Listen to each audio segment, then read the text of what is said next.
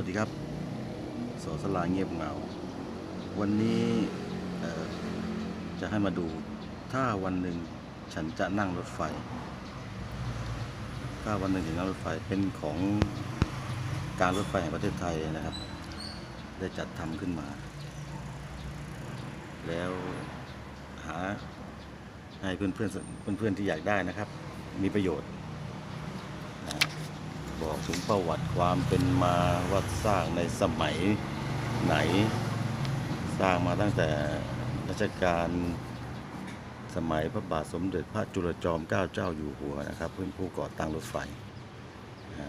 ความภาคภูมิใจของรถไฟของคนไทยมีประวัติการรถไฟแห่งประเทศไทยผมว่าเหมาะนะครับแล้วก็ใครที่คิดจะเดินทางด้วยรถไฟนะครับ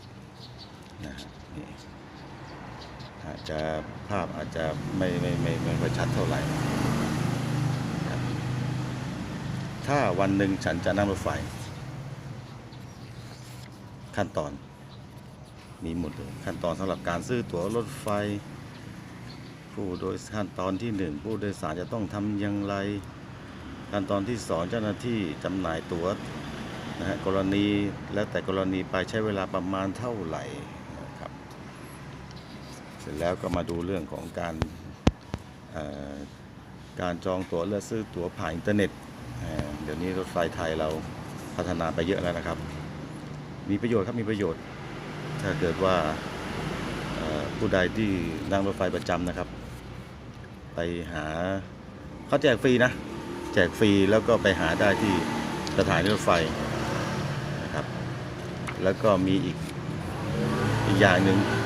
ผมว่าน่าจะเป็นไฮไลท์จะเป็นการโอนเงินผ่านธนาคารเคแบงก์หรือว่าอะไรหรือว่ากรุงไทยได้หมดนะครับออมสินนะฮะแล้วก็ที่ผมกำลังจะพูดก็คือตรงนี้ครับ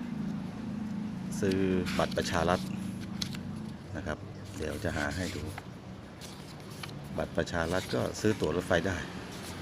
นะผู้ใดที่มีบัตรประชารัฐนะครับก็นำไปซื้อตั๋วรถไฟเขาจะเช็คเงินว่านี่ครับจะเช็คเงินว่ามีเงินเท่าไหร่ซื้อได้ไหมหรือยังไงนะครับประมาณนี้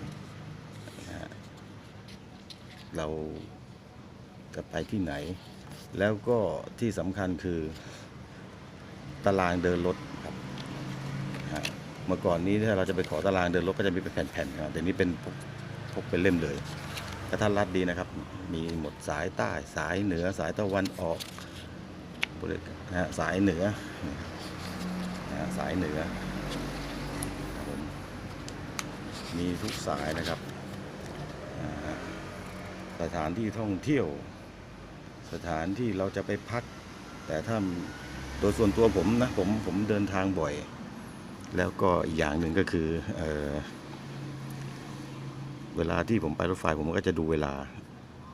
ทำเวลารถไฟออกตรงนี้กี่โมงไปถึงนู่นกี่โมงจะเดินทางกลับเมื่อไหร่หรือจะค้างคืนยังไงประมาณนี้เป็นใช้เป็นแนวทางได้นะครับเผื่อใครสนใจนะครับทางการรถไฟเขาทำแจกเป็นตู้เสบียงมีหมดนะลองไปหาดูกันนะครับผมก็รีวิวสักแค่นี้ก็พอนะครับที่เหลือก็อ่านได้ไปหาอ่านเอาได้ไปขอที่เจ้าหน้าที่ได้นะฮะที่ห้องขายตัวหรือตรงไหนก็ได้เขาจะมีแจกให้นะครับส่วนใครที่ไปเที่ยวปีใหม่ก็ขอให้เดินทางโดยสวัสดิภาพนะครับขับรถขับลาก็เมาไม่ขับนะครับเหนื่อยก็พักนะครับง่วงก็นอนเราช่วยกันลดอุบัติเหตุถ้าเดินทางไปกับรถไฟก็น่าจะสะดวกสบายหน่อยประมาณนี้ครับผมขอบคุณครับผมที่ติดตามอย่าลืมกดไลค์กดแชร์กด Subscribe นะครับขอบพระคุณครับผม